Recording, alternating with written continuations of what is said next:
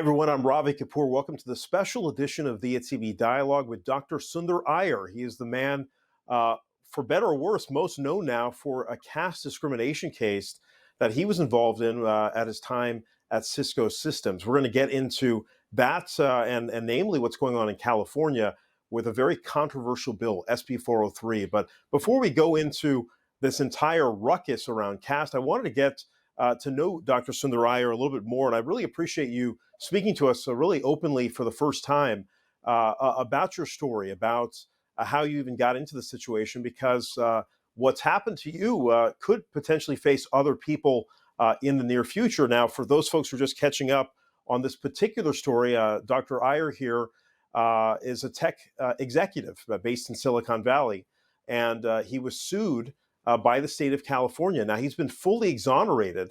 We will get into the specifics of that. But before we do, Dr. Iyer, first of all, give folks a sense of your background, how you came to the United States and how you ended up in this position where you go from being a grad student as an immigrant from India to becoming a successful startup CEO. Sure, yeah. First of all, thanks, Ravi, for having me. Quick background, I spent the first 21 years of my life in India, did my undergraduate back there, came to the US in 1998, and did 4 tech startups, mostly in the networking, and then in the big data space. Been working with Cisco and a number of startups that I did and that were acquired by Cisco. This whole saga started back in 2015 when I hired a classmate of mine, whom we'll call John Doe for the purpose of this conversation, who later on went to file a caste discrimination lawsuit. So that's the quick and dirty background. Yeah, I mean, this is what's been interesting. And I've done a little bit of cursory research in advance of this conversation, but I mean, you have the prototypical kind of immigrant success story coming here as a student. And in the lead up, I understand you actually built a startup while you were a student at Stanford. You went to IIT Bombay, an elite school out of India. And then, of course, getting to Stanford is a very difficult task for anyone. And you went on to get a master's and a PhD from Stanford. But while you were there, you were building a startup. Tell me about that process and then how that led to where we are today, where, in a sense, you got sued for helping to build a startup in recent years. Sure, yeah.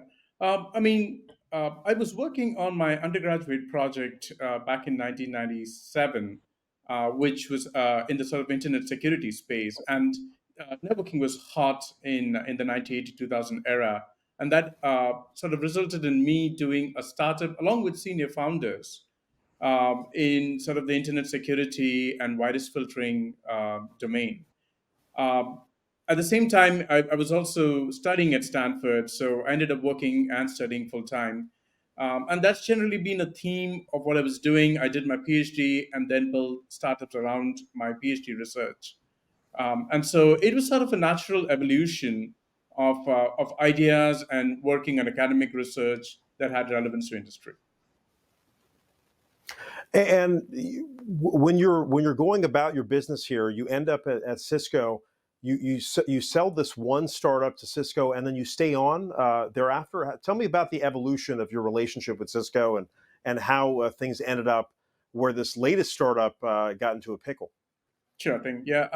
My first interaction with Cisco was back in '99 when I was working on my first startup, and Cisco. There was a company called ArrowPoint that used our technology in a big way that Cisco acquired, and so we were already working and discussing ideas and tech with Cisco. My second startup and third startup were in the sort of networking, high performance networking space, and they were both acquired by Cisco. These were both venture funded companies in the Bay Area. When I sold my third startup, which is called Memoir Systems, to Cisco in 2014, I incubated a fourth idea in 2015, which was also funded by Cisco in what was called the Cisco Alpha program. And so this was more in the networking big data space or software space. And that's where this whole saga started because I hired a classmate of mine who later went on to sue me for caste discrimination. And the classmate was a colleague of yours at IIT Bombay, or was it at Stanford?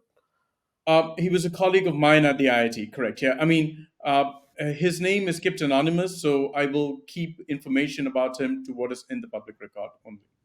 That's right. And I should mention, I mean, obviously there are sleuths out there on the internet. Some folks have kind of put two and two together, and understandably so. I understand that, again, this is still active litigation going on in this particular case. And just for those folks who are just catching up on the matter, I mean, the state of California pursued litigation against you and another colleague, Ramana Campella, as well as Cisco Systems for caste discrimination. Just tell me about how this came about, because it's hard for me to process. And again, as a journalist, that's one hat I wear, but I do run businesses as well, and I'm astonished that someone would sue you, someone that you had known for years. So, what triggered this gentleman to sue you for discrimination? I mean, to say the least, the charges and the internal complaints were an absolute shock to me and to Ramana later. Um, According to the complaint, I was sued for both caste discrimination, retaliation, and harassment. And we were exonerated of all charges, personal charges. The company Cisco is still being sued, and for discrimination for me being an agent of Cisco.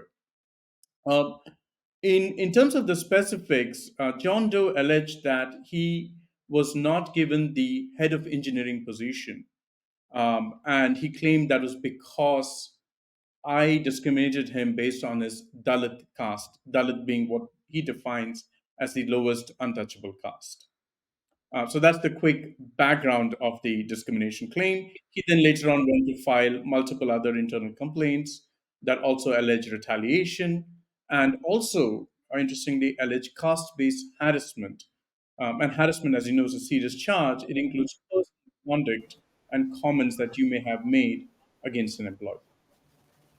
So, how long were you working with him, and did he file internal complaints? Because obviously, there's usually an HR process with any major corporation.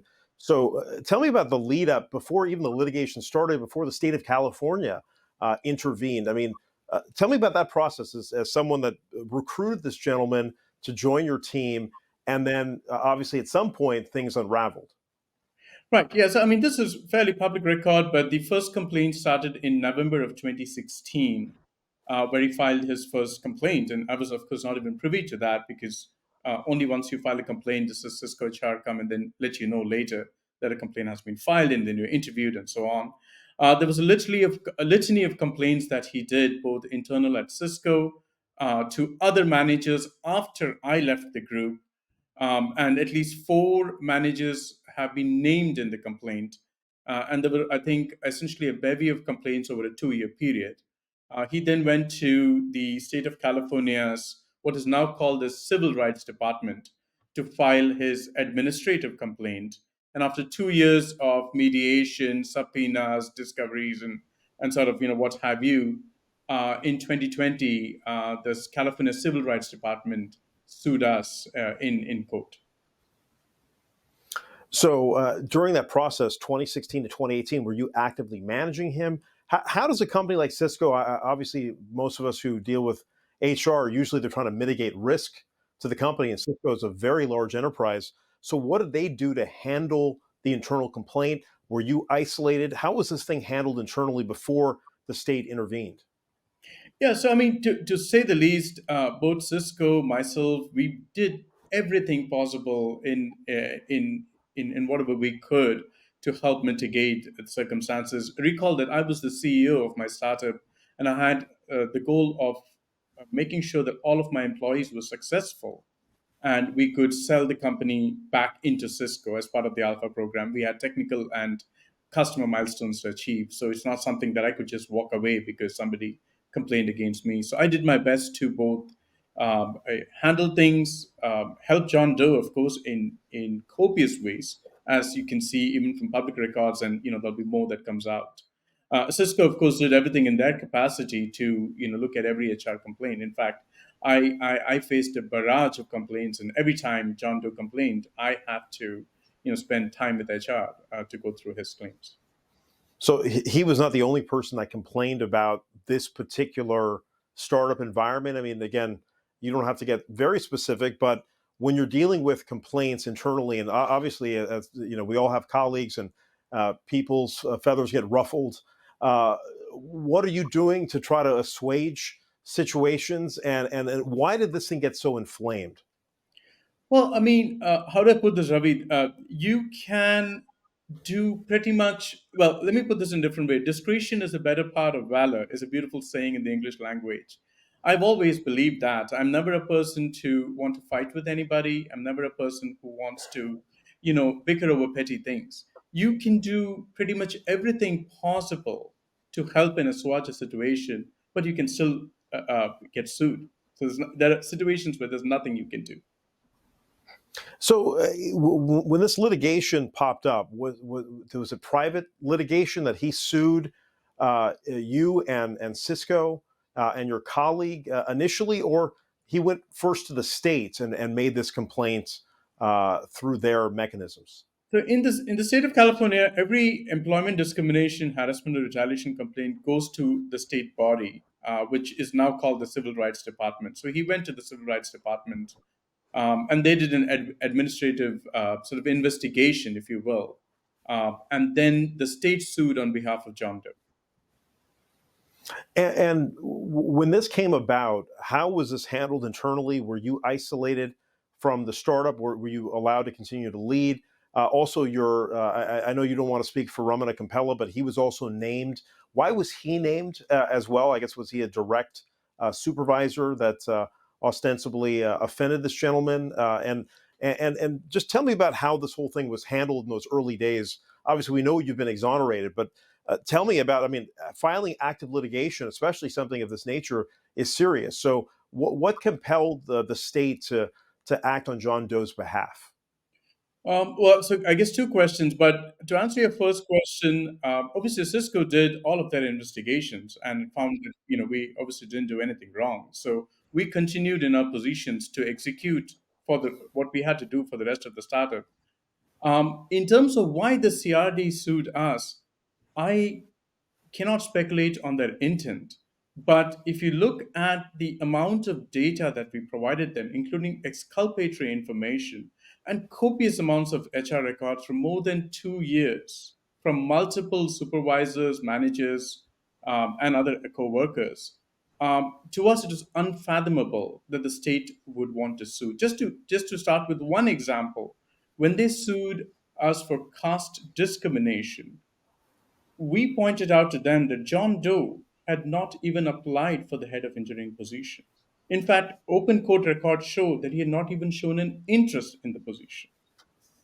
We even pointed out to the state that if you are suing us because you believe that John Doe was a Dalit, then you should know that the position was first already offered to a different candidate who was also a Dalit, who had also self identified as a Dalit.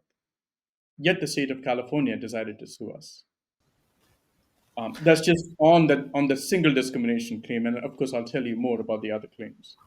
Right. For those of us who have not worked at a big tech company like Cisco, I mean, are folks disclosing their backgrounds? I mean, obviously, every major American company that I know of wants to have a diversity index, whether they want to say it or not. They want to have a quotient of Asian Americans and African Americans and people of all stripes. So, when people are applying for a job at the startup, are they taking that into consideration, that this person is of Indian descent or perhaps an immigrant? I mean, what's the calculus on this, and how would you even know what someone's caste is? Right. So, to say the least, when in Silicon Valley and especially in startups, and you have a tinderbox environment where you need to go and succeed. You need to build a product. You need to hire people. You need to ship product. You need to get customers. Silicon Valley environments are primarily about merit, right? And of course, you try to balance things as you can as you build a larger group. But in many cases, you're hiring for an expert in a place, and those experts are tiny in number. No one asks anybody their caste. No one cares about it, to say the least. The only reason I happen to know the caste of the other senior Dalit candidate is because he was a close friend. a confidant, and we discussed social justice topics many times, and he had discussed it himself. And so it's like with anything else, when you know somebody for decades, you happen to know more things about them, which is irrelevant to what happens at the place of work. In fact, all of my top leadership positions in this Cisco startup, including the position that John Doe claims discrimination for, went to this other senior Dalit colleague of mine because he was the best person for the job on his merit, on his hard work, on his awesomeness and knowledge of the networking space, for no other reason but that. Now, interestingly enough, I mean, I'm tied to Silicon Valley companies enough where I have friends and colleagues that have worked at Cisco, and they tell me that at that time, it's an intense environment, right? You have that's startup within a corporate environment, talking about that Cisco Alpha program. So, do you think something got misconstrued? The intensity of building a startup is no joke. As someone that's done it a few times myself, you want to have strong teammates. Do you think at some point during the recruitment process that something was said that could have triggered this whole series of events?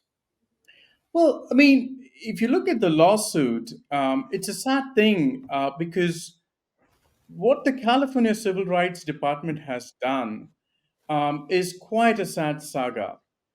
When you take a phrase which is said empathetically, honestly, as a statement of truth for an answer to a direct question in a job interview, and you take that statement out of context, you drop every other piece of circumstance and exculpatory evidence to try and come up with a case, to force a case of caste discrimination. That's a very sad day in the state of California.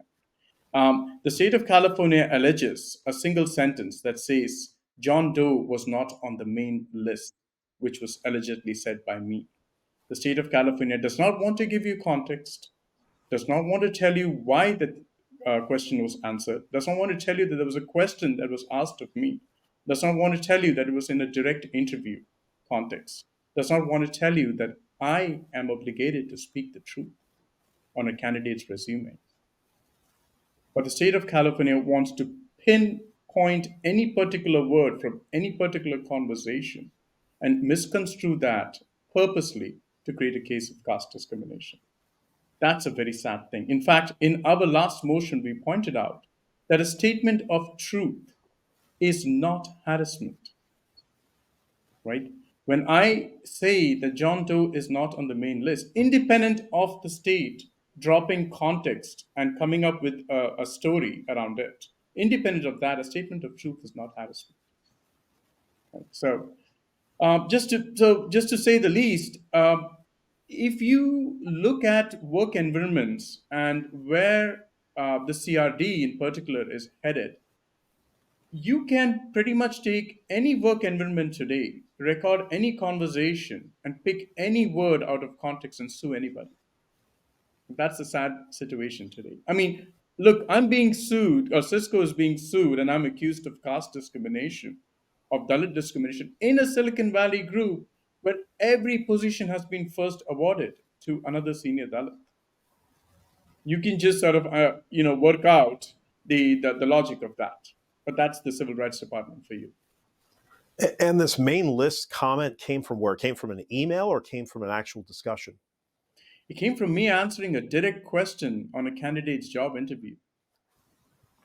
I do not know if the state of California wants me to lie, then Kevin Kish and the CRD better come out and tell me that. So that was used as a huge, I guess, linchpin in the case against you, and obviously it did dissolve. But what took so long? Obviously, we know during the COVID period, litigation in California and many other states just got jammed up, and it took a long time. What took so long for this whole case to unravel in the way it did? I mean, obviously, you have the full state. The CRD's resources are immense. Pursuing this, and this would be obviously a historic case. And after a while, they had to drop all the charges. What took so long for them to figure out that this was not going anywhere? Well, the only reason they dropped the charges was because we filed a motion to sanction the state in January of 2023. Insofar as why they sued, I think that's a more interesting question. Given the amount of data and exculpatory evidence that the CRD wants to hide from the citizens of California, from the legislature, from the governor, that I think is the more interesting story of their behavior. I do not know. If you look at the rest of the charges, they have data and information that they know that their claims are not true. Even if you take some of the most basic things, the CRD claims my group is entirely Indian. They have the HR records. They know that's not true. The CRD claims my group is entirely upper caste. I do not even know on what basis they make that statement.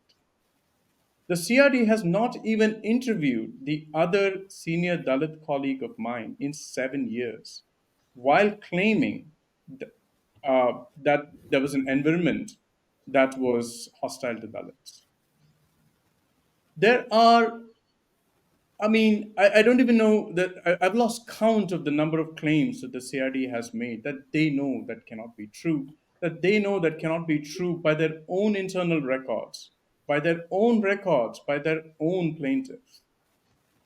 That is an extremely big problem in the state of California. So, was the state getting guidance from a third party? Was the John Doe figure in question, was he getting advice from any other outside parties that had potentially a self interest in propagating caste discrimination? We're going to get into SB 403 in a moment, but I mean, where was the CRD getting information that caste discrimination was prevalent enough to file litigation?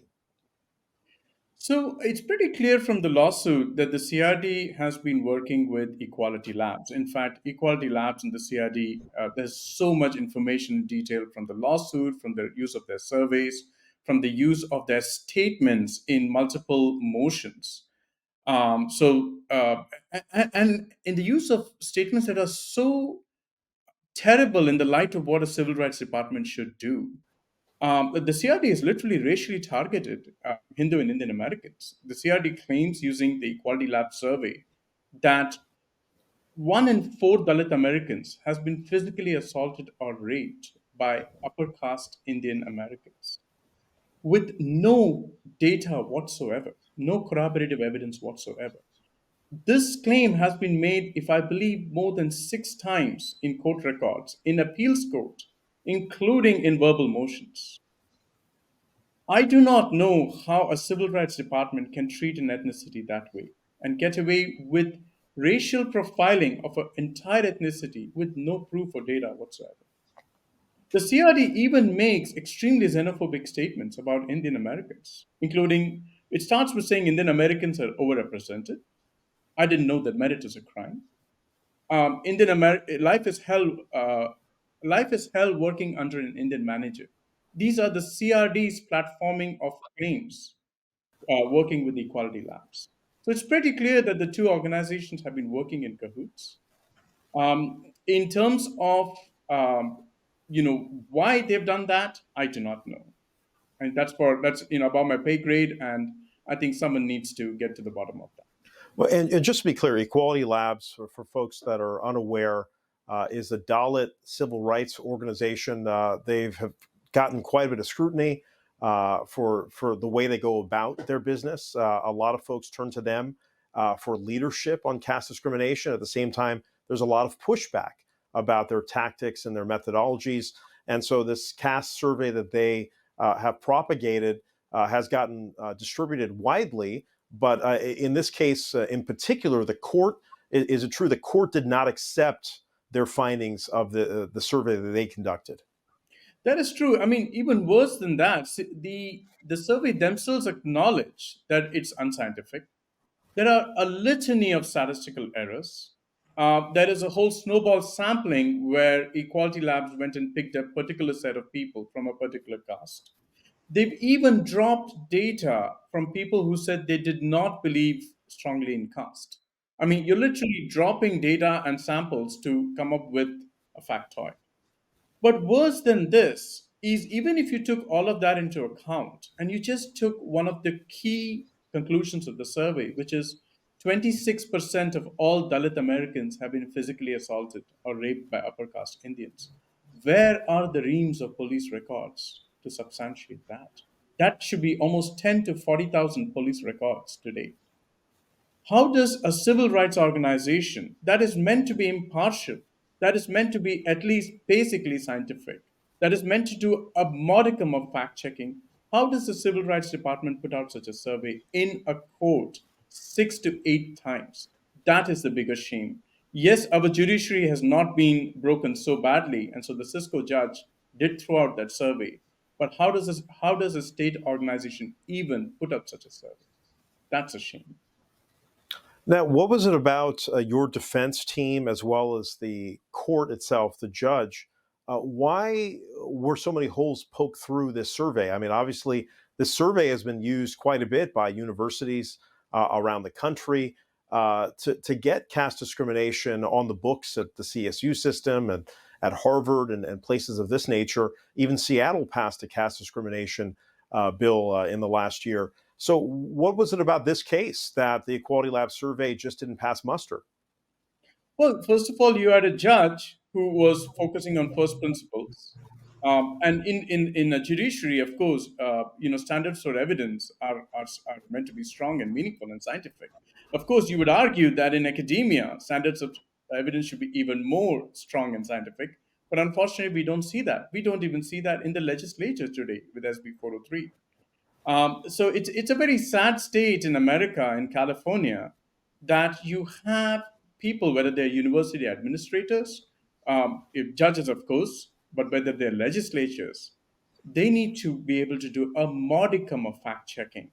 And what's going on today is very sad.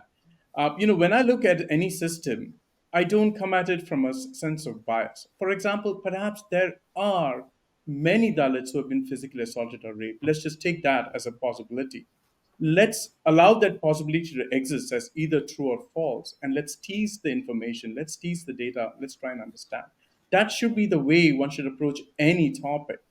But when you have bias, when you want to accept a piece of data to push forth your viewpoint, that's a very sad state. And to me, what the Civil Rights Department has done in pushing this survey is broken at its very foundation. Let me ask you, do you think caste discrimination exists in India and South Asia? And do you think it exists in the United States? I mean, if you ask a question about the possibility of discrimination anywhere in the world, whether the population is a million or a billion, the answer is almost always it's possible. It depends. And there are cases that appear to show that discrimination exists, right? In India, to a large extent, potentially. Of course, I mean, there's a lot of data to show that many of these cases that are being filed are also false. In fact, I was looking at someone who mentioned that 97% of all caste based cases were found to be false. I do not know the true statistic on that. I have not checked the data with scientific rigor, so I shall not quote that with scientific rigor, right? I shall call an anecdote an anecdote. At the same time, it is very true that there is caste discrimination occurring in India. As so far as the United States is concerned, can discrimination occur? Of course it can. Do we have current laws to help fix that? Absolutely, we do. And I'm glad for it. Right? Discrimination of any form is wrong. And the fact that it is covered by current law is fantastic. How has this particular battle affected you and your life, your professional life, your personal life, family, and friends? Certainly, you came to this country aspiring to do better for yourself, and you clearly have. And yet, this is talk about an enormous road bump. I can only imagine what you've had to go through. Litigation of any kind is very challenging, but this came after you personally, in effect, calling you a bigot. Right. Let me quote this. Hardship is not something that, I choose, right? It happens. Well, victimhood is a choice, as a presidential candidate recently said. I do not consider myself as a victim. I think, whatever dice life throws you, insofar as you can stand up every day and fight to live a better day, you can. Look, my first four things were tech startups. I was happy. I worked my ass off, 80 plus hours, a week, many a time. And what I find is life has thrown me a different dice. In fact, I found a new calling. My focus is on the truth, whether, and I will ensure that the CRD speaks the truth to the people of California, that the Californian legislatures speak the truth, that Equality Labs gets to speak the truth, and Senator Wahab gets to speak the truth. If we can focus on making sure that people speak the truth, that is a better America. And I had no issues with that being my next mission in life. To answer your first question, what has the journey been in the past 5 years? Obviously, it's been hard. I've gone through some of the darkest and toughest days in my life. I grew up in Bombay with my 70% of my school kids were refugees from Pakistan. It toughens you. There's a beautiful aspect to life. I toughened myself a lot growing up in Bombay, but nothing made me ready for what the state of California put me through, for what the activists who say they're representing Dalits put me to, by what the mainstream media put me through, and what academics who pretend to be neutral have put me through, and of course, what the CRD has put me through. You wake up every day, you read tons of articles, you read the Twitter threads. I've received messages of hate. But, I've come out better at the end of it. I've seen some very dark days, but my focus right now is to fix a wrong. Let's talk about SB 403. This is a law that comes on the heels of a caste discrimination law that was passed in Seattle. We've been covering a number of these initiatives, largely led by Equality Labs. There were a number of resolutions that were passed going back to when the status of Jammu and Kashmir was changed. And so there was a lot of anti-Citizenship Amendment Act resolutions passed in many cities around the United States. And Equality Labs was largely behind that in these kind of virtual sessions that we would capture during the COVID pandemic. And then we had this legislation passed in the city of Seattle, led by Shama Sawant, the council member up there. And then Aisha Wahab gets elected at the end of 2022 and takes office in January of 2023. And in March, her first piece of legislation is this caste discrimination law, SB 403, which she has claimed is somewhat innocuous. And certainly, I think by all measures, this caste discrimination bill is clarifying existing law. But it is, no question, the most divisive piece of legislation that I have ever covered in the almost 15 years that I've been covering the Indian American and the South Asian community. And so I wanted to get your perspective on this particular bill and what role, if any, you are playing in this, because obviously there are a great many people that are advocating for SB 403. It's been passed by both the Assembly and the Senate in California. And at the time of this taping, and as soon as we release this, who knows, the governor of California, Gavin Newsom, could be signing the bill into law. But the reality is it's right there on the doorstep of becoming law in California. Have you been involved, engaged in this SB 403 process, and give me your thoughts about this particular bill? Sure thing. Let me answer the last part of your question first on Governor Newsom.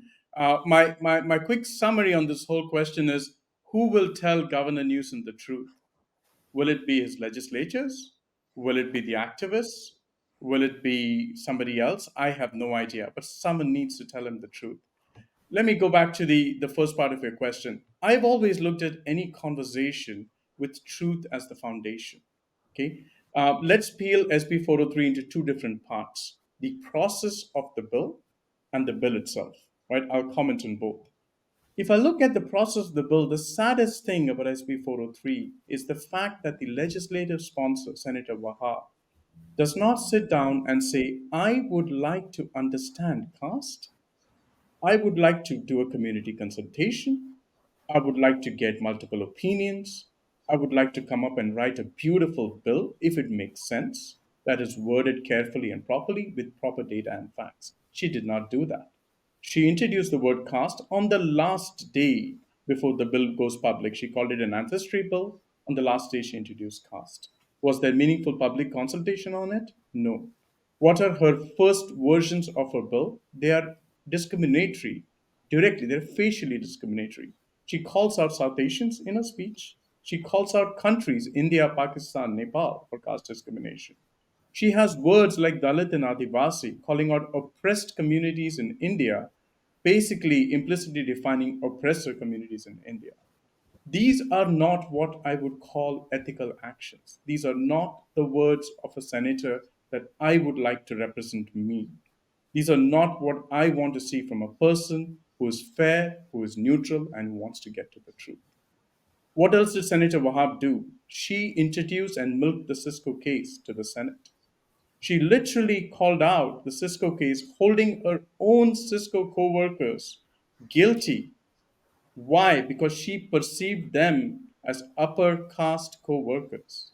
Is that not discrimination? Is that not casteist? She couldn't care less. What else did she do? She said that she wanted this California Civil Rights Department to handle caste litigation. This is the same civil rights department that assigned caste to 50 of my coworkers, including me. Is the same CRD that assigned caste to me, knowing fully well that I'm irreligious, even though they define caste as a strict Hindu social hierarchy. This is the same CRD that assigned caste to my co defendant, Ramana Kompella.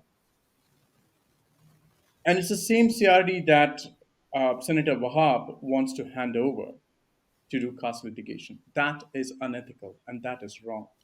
And if I have one thing to tell Senator Wahab, which is I wish her well as a young person in a long career, but I have learned one thing in life, the most important advice that I was given, which is always speak the truth, no matter how hard it may be. If she wants to build a career that lasts long, she would do better by thinking through that. The last thing is on the bill itself. Senator Wahab milked the Equality Lab survey. She made widespread claims of caste discrimination without any corroborative evidence. She knows in the heart of her heart what she's saying, why she's saying, and how to get her votes. But is she speaking the truth? Only she can answer. Sundar, why do you think the Democratic Party, which has been pushing this legislation through, and they have control of the California legislature, why has this become such an important issue for them? Obviously, I don't know anyone that wants discrimination to take place, but certainly this has been endorsed now by the California Democratic Party. It's been endorsed by the local groups running Democratic initiatives in Santa Clara County in particular, where there's a huge hub of Indian Americans. I should counter the fact that Jeff Rosen, who is the district attorney in Santa Clara County, someone that I interviewed, that made a little bit of news in the sense that Rosen does not believe that caste discrimination is being ignored. He believes it's currently, on the books and doesn't need further clarification. There are some folks that testified in the legislature saying otherwise, and this is why this has all come to a head. But tell me about the political aspect. Why are so many of the political leaders, even Alex Lee in the East Bay, who had a town hall, had discussions, decided to come out in favor of SB 403 in the end? Why do you think so many of these folks are convinced that such a bill needs to be on the books? Yeah, the short answer to that, Ravi, is I keep telling this, which is lack of first principle arguments. You talk to people and they love to throw words and phrases. Oh, I shall do what the Hindu legislature tells me to do. I shall do what the Progressive Party tells me to do. I shall do what the majority whip wants me to do. I shall go with the flow so that I don't have to make a tough decision. And these are, to be honest, intellectually lazy arguments. Here is the whole point about the bill. If you read the survey put out by the UK government, the only major community consultation on caste, they did this in 2018. They talked to more than 16,000 people. They came up with something very beautiful and important. And I'm not saying they're necessarily right or wrong, but here's what they pointed out. They said that coming up with a definition of caste, right? Because you've taken something that's very narrow in the sort of South Asian or Hindu or Indian context, and now you're trying to come up with a global definition. Coming up with such a definition was almost impossible for them because they ended up with a definition that was extremely vague and overbroad with unintended consequences, right? So let's go and look at SB 403 as a bill. I just look at it from an independent, data driven scientific mindset, if you will. Senator Wahab has a definition of caste. She says this is the United Nations definition of caste. That's not a useful definition. I mean, that's not a useful argument. That's an argument by authority. Let's peel the definition. Senator Wahab's definition of caste says that it is any inherited status, essentially, which has social stratification, based on roughly four things. There are restrictions to alter their ability, restrictions to marriage, restrictions, there are segregation, and restrictions to congregation, right? Essentially, four things. Looks like a fairly innocuous definition. What does this lead us to? If you look at what Senator Shannon said last week, she said, being born a Muslim woman meets all of these criteria, right? There's a restricted ability to alter that status and restrictions to marriage and segregation, right? You have a definition of caste that is overbroad. Let's take the word poor. If you're born poor, you can't alter that status. You have restrictions to marriage. I mean, the internet is not full of women looking to marry poor men, right? So, if you peel a definition and you work on first principle arguments, you will realize that the definition of caste in SB 403 is overbroad and vague. In fact, things like young, wealthy and poor, ugly and handsome are all castes, according to SB 403. And this is what I believe is the sad status of most of what humans do, which is their their unfortunate inability to bring emotion out of it and say, let us sit down and come up with a workable definition by taking feedback from all sides. But Senator Wahab does not want to do that. She does not even want to have a community consultation. In fact, she attacked her progressive legislators who asked for a community consultation. And so now you end up with a definition like this. Let me give you more. There are Dalit groups who argue, and in a very rational manner, that adding caste actually makes things worse for them.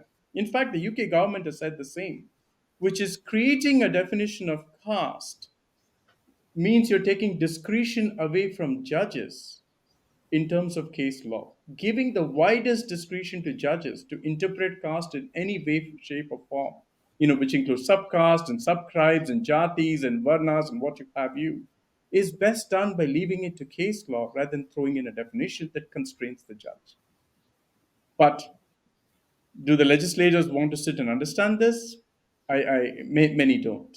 So, arguably, SB 403 is vague and overbroad in the face of the bill, and it has made life harder to win a caste discrimination case. In fact, here's something else I saw and I heard. Someone said tomorrow to show caste discrimination, you now have to argue that you have had a restriction to get married, that you have had a restriction and segregation. You have to now prove that, right? Because the law says that's what caste is. So, inarguably, we ended up with a situation that's worse than before. Well, I mean, this is why this issue has been so contentious, because you do have so many Democratic lawmakers that have been pushing this forward.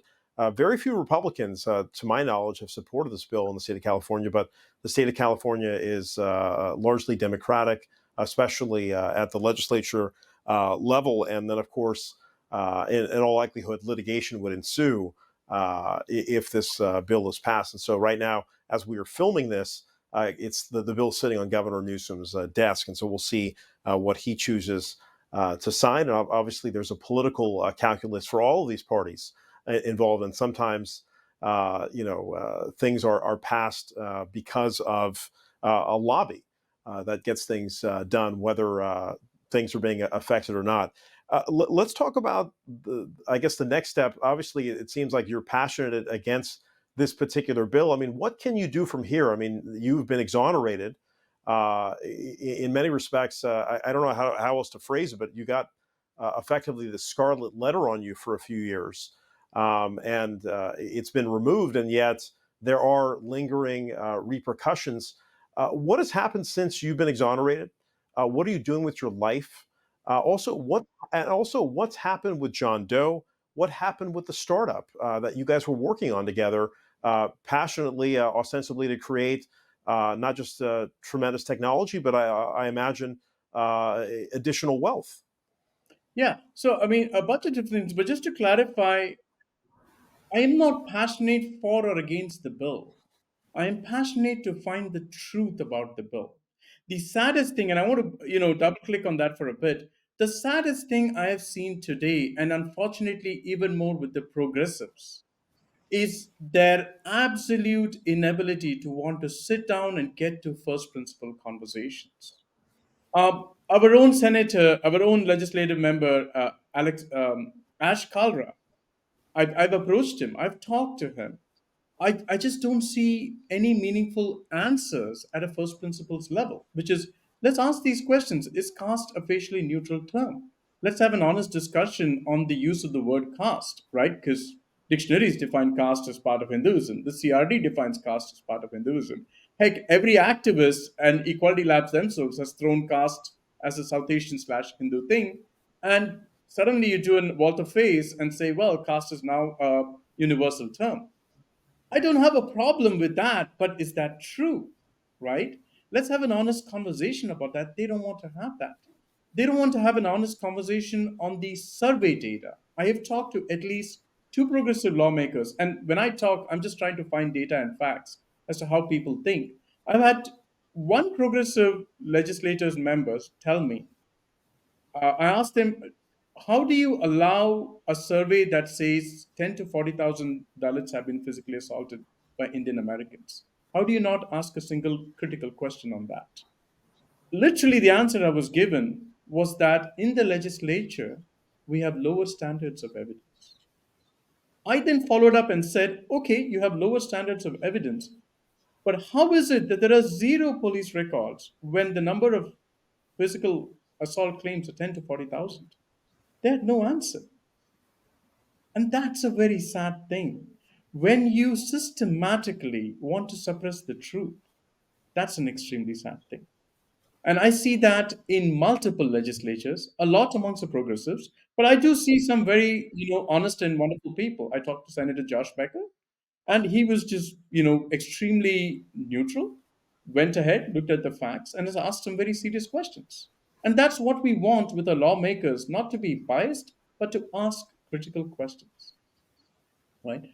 Coming to your second question, which is what have I been doing with my life? And the startup itself is a quick thing. The startup itself is doing extremely well. I'm glad that the technologies we built is doing very well. I cannot tell you the actual sort of ARR and revenue numbers, but in my conversations with folks, I know that this is a product that's shipping in numbers that are unprecedented for a software tool built just a few years back. In terms of John Doe itself, I have no touch with him. I have no reason to. So I've kept my distance from him, not just now, but even before the lawsuit. In fact, I left Cisco as well as early as 2018, but I had planned my departure much before that because, as I mentioned, discretion is the better part of valor.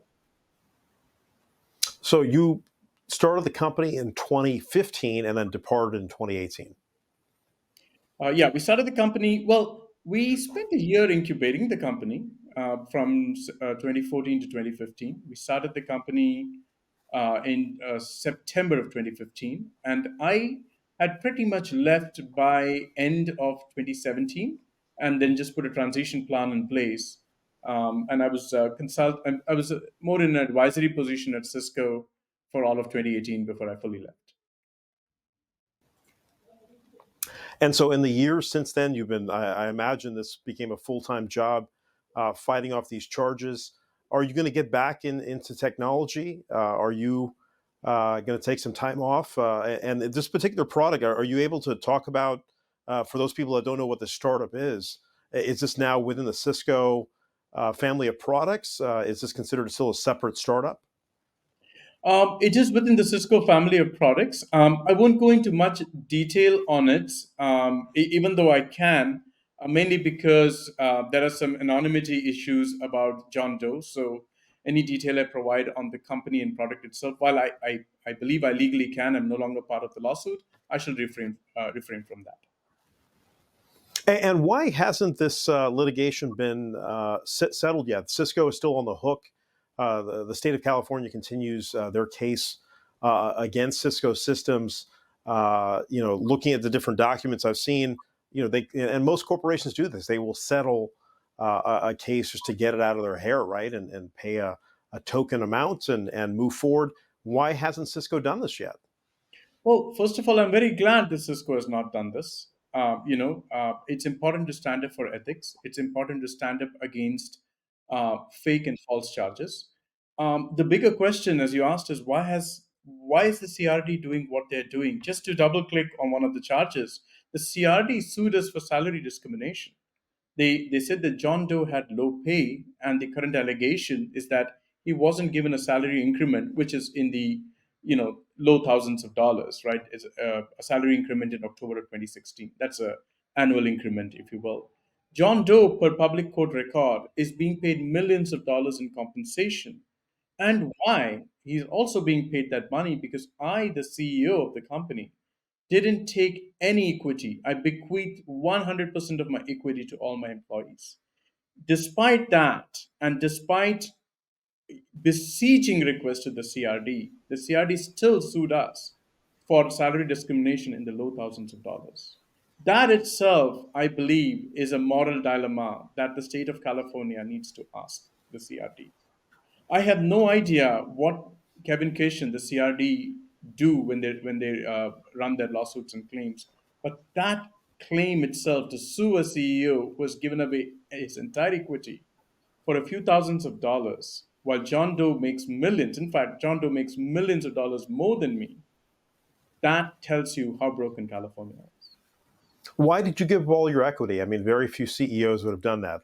I live in Silicon Valley. I know most of these folks are motivated by equity. So why did you give everything up? And what recourse do you have in light of all the years that you've lost now fighting off litigation that ultimately was thrown out? Well, no, a great question, Ravi. Look, I did three startups before I did this one. I worked hard, I made money. In the fourth one, I said, let's give things back to employees. I wanted people to have a wonderful time. I wanted people to learn and build something great. And many a time you work with people, you give them a great time and experience, and then you go on and build something else in future. So I'm not greedy. We don't carry our money to our grave and beyond. So that's not what motivates me. And so, anyway, I mean, I did that. What do I have as recourse today? As I said, I don't think the universe owes me anything. I've never felt that. My recourse today is to help make California better. My recourse today is to ensure that each one of us, that includes me first, it includes the CRD, it includes Kevin Kish as the head of the CRD, it includes Janet Wipper, the prosecutor who filed these charges. It includes John Doe, our legislators, our governor, our progressive Democrats, all need to speak the truth. And I want to ensure that they do. Let me ask you a couple of clarifying questions. Uh, do you practice any kind of, are you a part of any kind of faith? And do they tie some identity to you specifically? So we have that clear because obviously, when it comes to Equality Labs in particular, who's been involved in all these cases, they largely think upper caste Hindus have a lot to do with caste discrimination. Was that applied to you? And what, if any, kind of spiritual background do you have? I have essentially always been irreligious all my life. I never followed any organized religion. I've always thought of religion as any other book that you would read. A book can be interesting, can be good, bad, ugly, terrible, fantastic, and has deep wisdom. You pick the best you can from any of these books and try to follow all of these concepts, independent of the religious aspect of it, right? And so I've always been irreligious. I've never believed in caste. I've written short stories against caste. The CRD interviewed me. They know I'm irreligious. They still deliberately went and assigned me a Hindu Brahmin identity simply to create a narrative of upper caste versus Dalit discrimination. That is a violation of my First Amendment rights. And that's just sort of the tip of the iceberg of what the CRD did. And do you have a warning for other people in the community in light of this action? I think that's what has been the most concerning thing for folks that are opposed to the SB 403 bill in California, is that you could be construed as a bigot, someone that is discriminatory just by sheer virtue of being brown, ostensibly, or being potentially Hindu. Is that something that you talk about with other folks that you have had these discussions with about the potential bills and folks that could be facing caste-based litigation in the near future? Well, I mean, here is the sad reality, right? So, first of all, can you be a target in the state of California? 100%, right? Everyone already is. Our As far as the community is concerned, 100%, right? Any law can be misused and abused. And this law will 100% be, it already has been, and it has been abused by the state of California. That is the saddest thing. It has been abused by the Civil Rights Department, the very department that is supposed to protect Californians, is the one that's abusing Californians. And my case is not necessarily fully unique. What the CRD has done with multiple companies before is pretty well known. What is unique about my case is that it's a single plaintiff lawsuit. And in a single plaintiff lawsuit, if you just look at the number of facts from public records alone, there are more than 40 plus instances from public records alone of facts and claims and allegations that are untrue from public records alone. You can just speculate on what happens when the private records come out. So it is the state of California that is the abuser today, and that is more dangerous than anything else, than a normal plaintiff lawsuit. In terms of the community, I have something even broader to offer.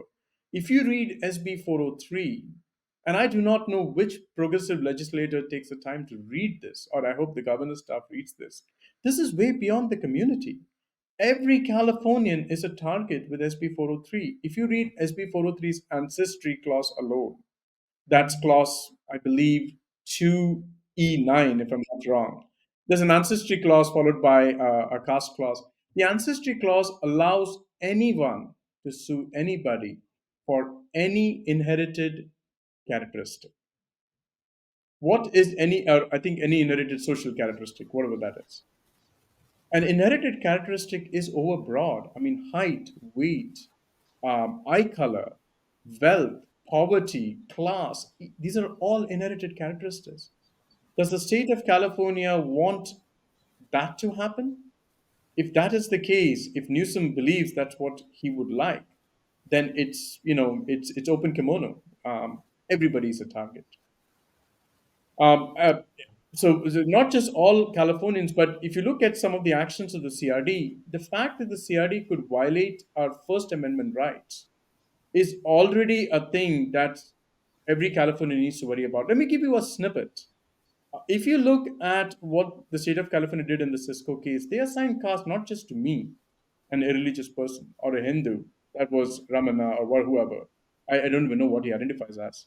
They assigned caste to a Muslim. They assigned caste to a Sikh. They don't care. Ask Assembly Member Jasmeet Bains on 403 what has she done to add safeguards to prevent the assignment of caste to Sikhs by the state of California. She doesn't even want to take my call. All I have done in the last 3 months is try to be an honest person to talk to people. They don't want to do that. And that's a sad day in California. Sundar, are you willing to continue to stay in California, to work in California, to build businesses in California? Well, we all have a finite lifespan. If the state of California is going to be this blatant and blasé about not even standing up for the truth, I don't see any reason to necessarily stay in California. You can do great work outside California. I mean, that said, we have a fantastic set of people, right? Silicon Valley is a special place. And it's not just Silicon Valley. Let me be blunt. Intelligence is not everything. There are fantastic people from all over. I mean, you can find some of the smartest engineers in a Cal State University, and I know people who work from many universities who work hard and do great things. But there comes a time when people say, I can continue doing my great things, but I don't have to put up with this.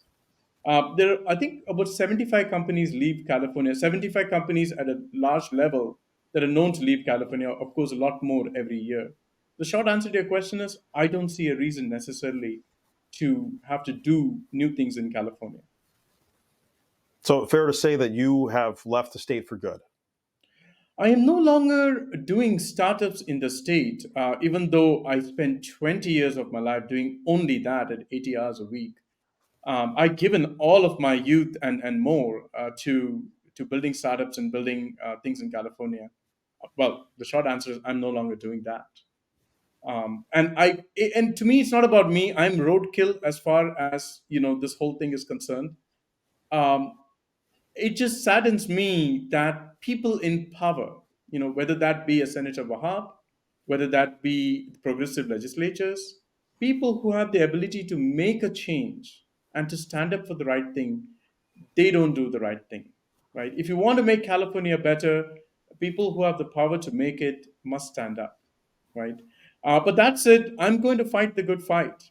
Um, you know, uh, I may be away from California, but that doesn't mean I do not want to fix California. We're not victims. We don't shy away. We need to make sure that we make the world a better place and we make California a better place. And for those people who look at this and they look at the two of us speaking and think, these guys don't have the context or perspective of my worldview, which has been full of abuse and vitriol, and I've faced discrimination. What do you have to say for those folks who are adamant that caste discrimination is pervasive and it needs to be regulated and legislated across the board, not just in California, but all over America and potentially all over the world? I have two answers to that. The first answer is if you believe you have been discriminated, file a lawsuit. Bitch, moan, fight, and make sure that bad people are taken to court. But do it. File those lawsuits. Don't just talk about it. Don't give anecdotes. Make it happen. The US law is so broad and so beautiful that it allows you to do that. Right? That's number one.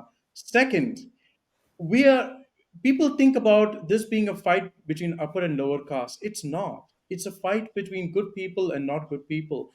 I would love to see any laws on the book that make sense. If it makes sense to add caste constitutionally, if it makes sense to have a definition of caste that is truly meaningful, if it makes sense to have caste laws that actually make life better for people to file lawsuits, let's look at that in a meaningful manner. But today you have the worst of all three. As arguably somebody has said, you have the UK government themselves said you take away discretion from judges when you try to define caste. You have come up with a definition of caste that is overbroad. You have come up with a definition. You pushed a bill with so much discriminatory intent that it will be fought in courts. And for what, right? You have these short-term political victories, and where do you end up with? And worse, you've now made it harder to win a case of caste discrimination. As someone said, if you're a plaintiff, you got to show that you were in a hierarchical system, you had restrictions on marriage, you had congregation and segregation. You have to prove those things. What happens to a Dalit in America who is extremely rich? Let's say you have a billionaire who's a Dalit. Well, they may have no restrictions on marriage. Can they now sue for caste discrimination? Do they have to prove that they're restrictions on marriage? I don't know. The possibilities are endless. But the point to answer your question is why don't we sit down and work out something meaningful with proper conversation and community consultation? You will end up in a better place. Whatever that answer may be, I'm not averse to having laws on caste if it makes sense. If it makes sense constitutionally, if the data shows it's useful, you can come up with a good definition and more importantly, make life easier for people to file lawsuits, not harder with vague and overbroad language. Well, I've tried hard to make this a definitive conversation because I know it's very hard to go through this process of having your life turned upside down with such serious charges held against you for such a lengthy duration, only to have it be thrown out and you're fully exonerated. And yet, all of this stuff is still out there about you. And I'm sure there's still folks out there who tie you to this whole situation. Is there anything else that we've left out here? I want to make sure that you feel like we've been able to set the record straight on this particular matter. Yeah, well, I mean, just to put things a little bit in context, the CRD is still suing Cisco. They would like to show that me as an agent of Cisco participated in discrimination against a Dalit, despite me having given every position to a Dalit. Right. So that is the irony today of where we're at. What would I like to say? I'd like to tell the people of California, whether they be tech companies, whether they be individual managers, or others who face the abuse of the CRD, to stand up for their rights.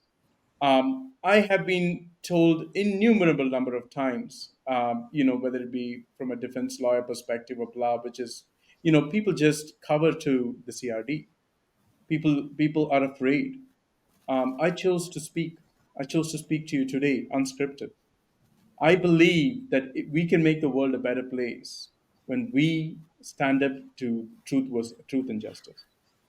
Um, on that last note, I also want to tell something to Senator Wahab, which is, as a young senator, I wish you a fantastic political career, but you would do better if you spoke the truth and nothing but the truth. That will make you a lot more successful than any short-term political victory that you seek.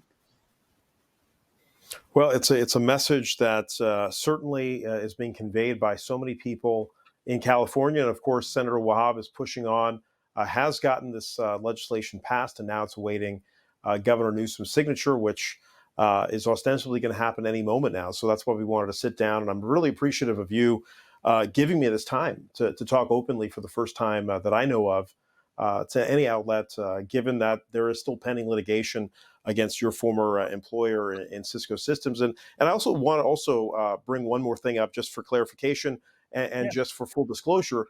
Our organization, Diya TV, received a grant from the California State Library through a program to promote California versus Hate, which is a website administered by the California Civil Rights Division. And we received a $100,000 grant in 2022, and we created a whole show to profile Asian hate crimes. Obviously, there's been a spate of hate crimes against Asian Americans. And one of the topics that we covered over the last year was about Caste and about SB 403. We were up for renewal in year 2, and we were denied an opportunity to get the grant renewal. Why? They haven't been clear about it, but I was told 8 people made a decision in the state of California that they did not want to renew our grants. And obviously the focus of a lot of our coverage has been on SB 403 and these caste discrimination battles, which we will continue to do with or without funding. But it was nice to get a grant. We're appreciative. It's too bad we weren't able to get that, but I wanted to make sure that was clear because we did receive funds, which didn't affect our coverage one way or another, but the funds for year 2 were not renewed. And so, but we carry on with our coverage regardless, and that's why we want to bring on as many voices. And so it's wonderful to be able to sit down and talk to a man who has been in the crosshairs of this caste discrimination battle, Dr. Sundar Iyer. I really, again, appreciate your time, your candor. It's an incredible story, and I wish you and your family well, because I know it must have been just extremely difficult to get upended in this matter. So continued success to you, and we will continue our coverage on this matter and many others affecting the community. For our entire team, thanks for watching. We'll see you again next time.